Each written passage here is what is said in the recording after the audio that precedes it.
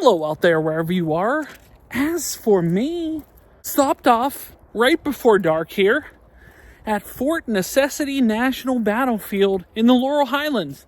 This is Washington's first and I believe only defeat. We're here to check it out and kind of see what it's all about. Now, because of limited time, the visitor center, which we actually just passed, is closed for the evening. It closes at 5 p.m., but the park is open until dusk, of which it's starting to get there. So with limited time, at least I want to go and check out Fort Necessity and see it up close in person. At some point, we will come out here and do a full visitor center walkthrough, kind of all that stuff. But for right now, with limited time available, I just want to see Fort Necessity with my own eyeballs and see what it's all about. So let's step inside. Well, I don't know if we can actually step inside, but let's at least check out Fort Necessity National Battlefield, Laurel Highlands, Pennsylvania. I don't know if that's the real, I don't know what to call it exactly. And Tom was here. Hey, it's Johnny C. McKinley. What would you say you do here? Tom was here.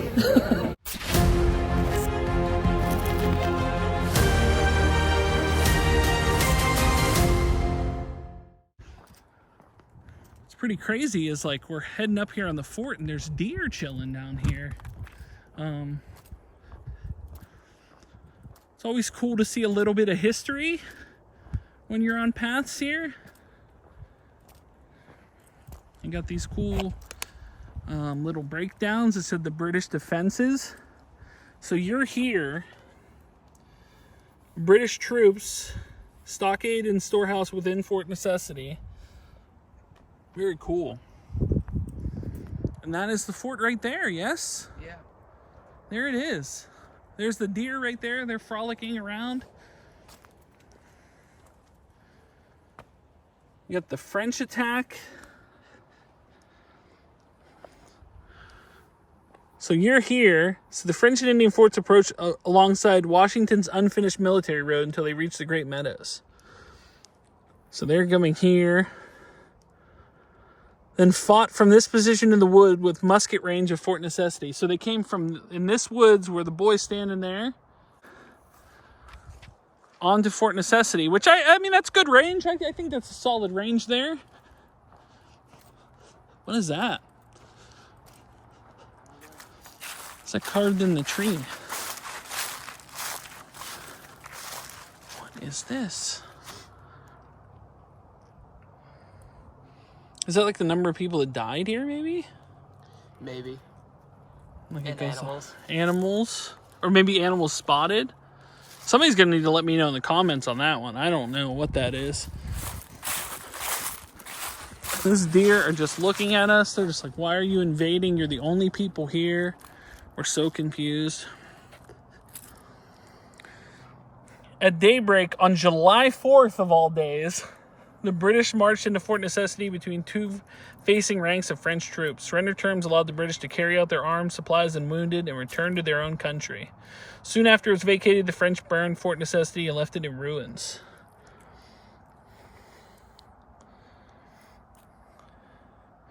About half of their 400 soldiers were sick, wounded, or dead. Surrounded by some 700 French and Indians, they had little chance of escape.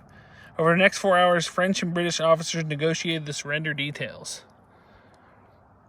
French surrender document Captain James Mackay and Colonel George Washington signed was negotiated under difficult circumstances, mostly through a Virginia officer of Dutch descent who spoke French. Later, Washington discovered the document included an admission that he had assassinated de Villionaire's brother, Jumonville Glen, on May 28th. That's the Articles of Surrender there. Very cool.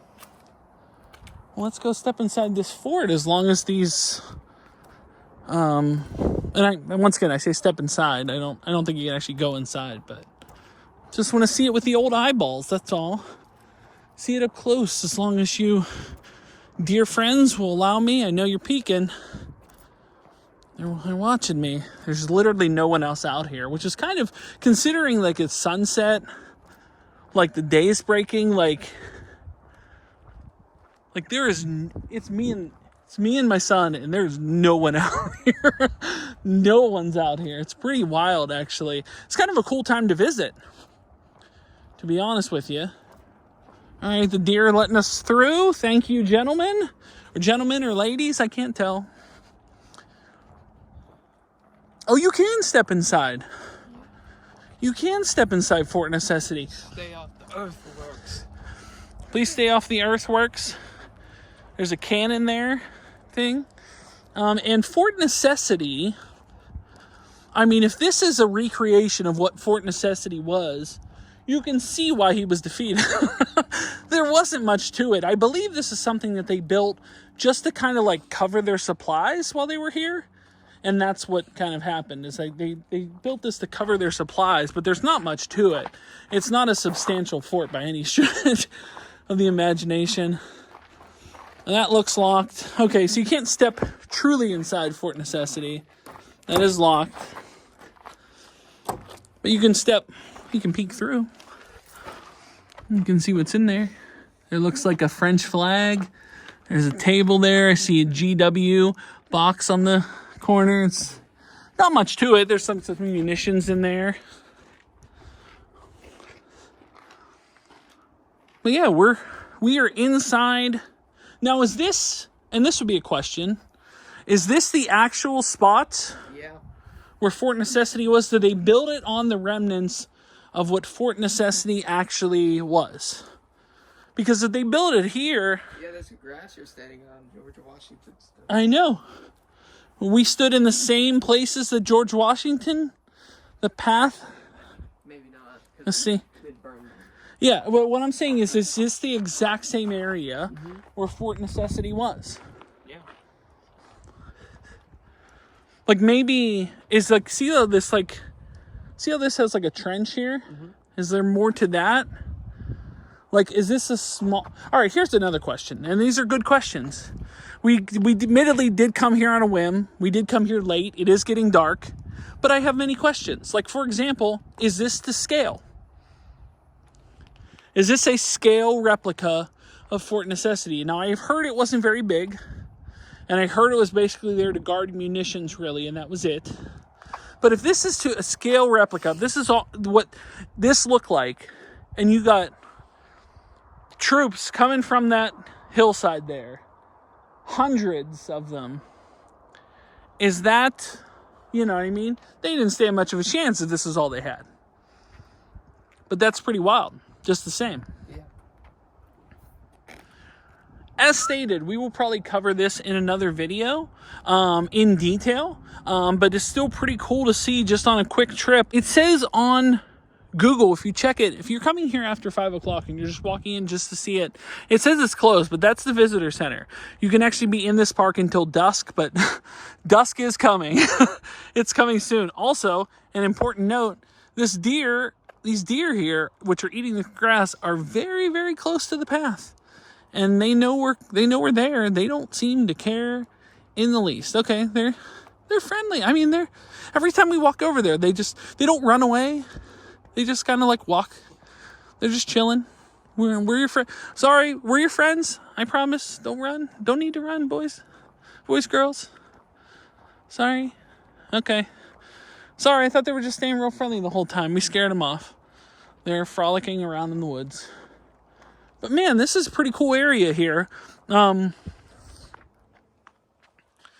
as the eye can see, you know, like battlefield area. There's a trail here. Very, very cool. Take a picture of that. Look at that. Like that, just the whole deal there. So this is the 1754 tree line. And so the trees were all the way up to here. So if they're coming from the tree line and they're pointing towards Fort Necessity, pretty good vantage, I would say, as far as being able to attack it. You know what I mean? That's pretty straightforward path there. Now, what I'm curious about is, see the ridge, like almost like they dug like a thing. Is that something that they actually dug into there? because that would be pretty cool too. Really, I did come to Fort Necessity with limited, I mean, I know that it was Washington's first defeat. I know that, the surrender occurred here. I know that people died here. I know that they built the fort to cover their munitions and kind of what they had. But, kind of came in here with limited information, did it kind of on a whim, and very, very cool to experience it completely alone. One day we will have knowledge, we will research, we will go, and we will actually handle this thing officially. But as far as a quick video, really, really cool to see it up in person. So based on this picture here, the fort does look as small as it is in person. It looks very, very small. There really isn't much to it. And you can see all the activity going on right outside of it.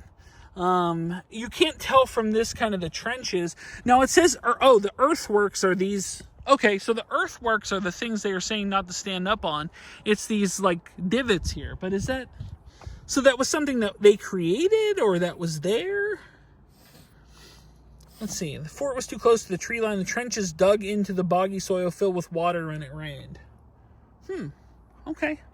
I still have many questions. But it's a quick jaunt from the visitor center. You just go down. It's 0.3 miles from the visitor center. It makes it sound further than it is. It's really right up here. It's not too long of a walk at all. So that shows them building it. And based on the scale of this image, it really does look about that big. So I'm guessing maybe they did it to scale. Look, Fort Duquesne, present-day Pittsburgh, British storehouse. And that's the road. Pulled the Monongahela River and marched along Redstone Creek up the British military road to Fort Necessity. Very cool. That's awesome. Ooh. All right. Coming through, this is the visitor center here. Not too far from the fort itself. Closed a couple hours ago, so we will not get to look inside, but looks pretty cool. Looks very nice. Like I said, I will plan a repeat trip where I can cover this in great detail. Love good history.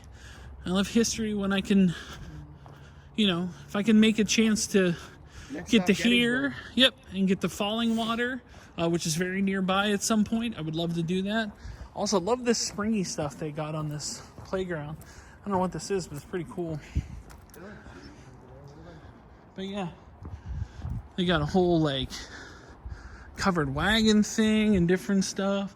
Visitor center has all this space going on, but you can visit the trail without having to go in the visitor center. And that's what we did.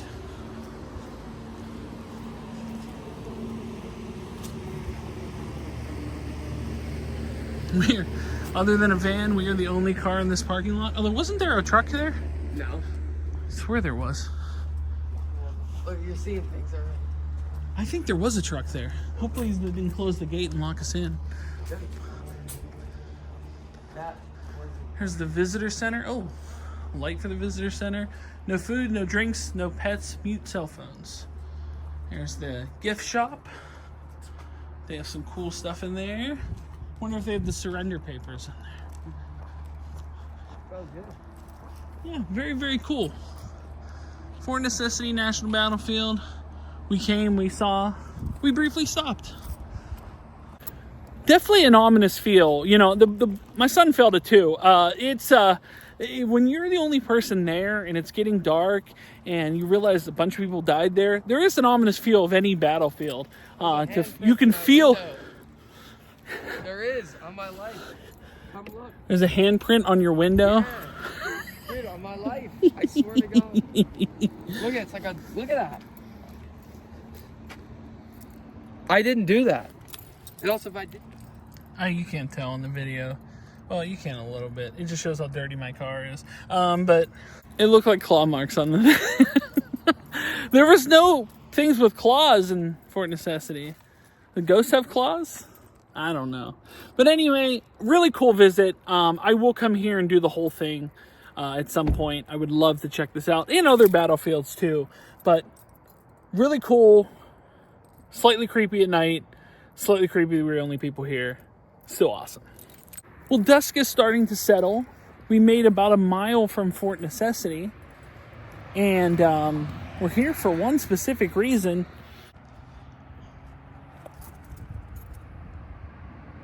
This is the old Braddock Road, one of the most historic pioneer highways in all America. Here, Nemacolin and Associates blazed the trail that became a national highway. The first road's to the west, but we're here to check out what's over there.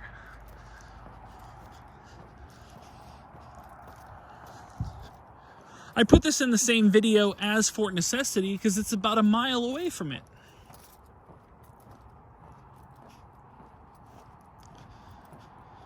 And I figured if you're going to Fort Necessity, you would go check this out too, because it is very, very close.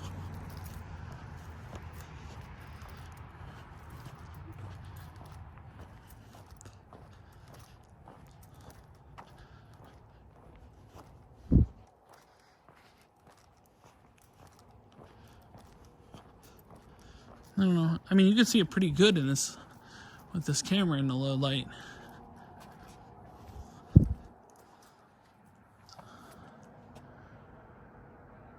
This monument was erected and dedicated to the memory of Major General Edward Braddock by the Braddock Memorial Park Association of Fayette County, Pennsylvania, October 15th, 1913.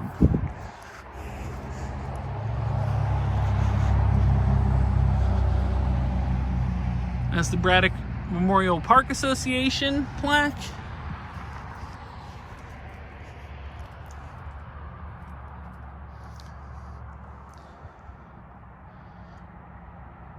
Oh, the same thing. It was to the memory of Braddock by the officers of his old regiment, the Coldstream Guard of England, October 15th, 1913.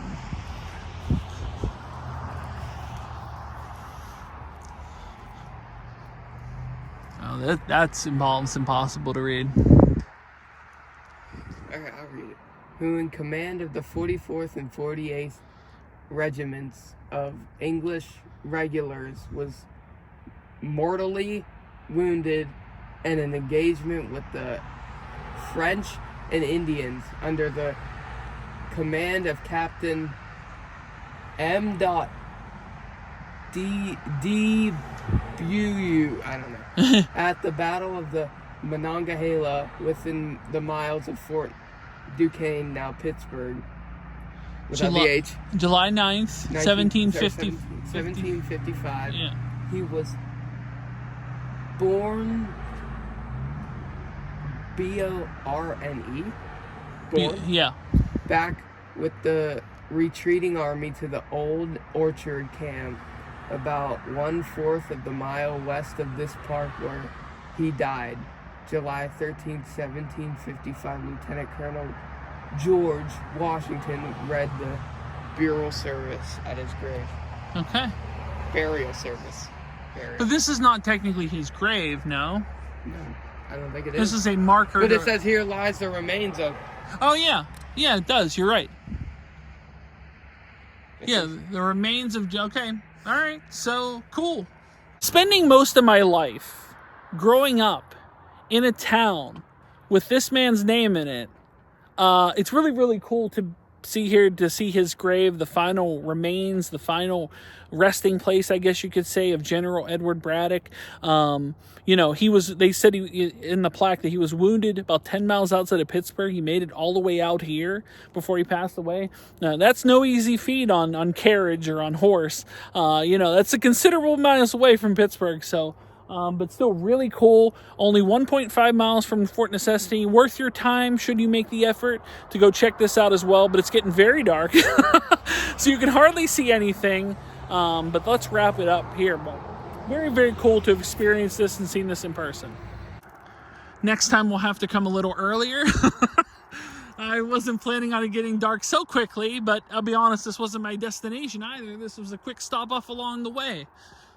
A good marker, should you be looking for this, is they have Braddock's Restaurant, Bar, and Inn. Very, very close to Braddock's grave. And if you can see, there's a sign for Fort Necessity National Battlefield, which is, like I said, about a mile away. Very. Well, that'll wrap it up.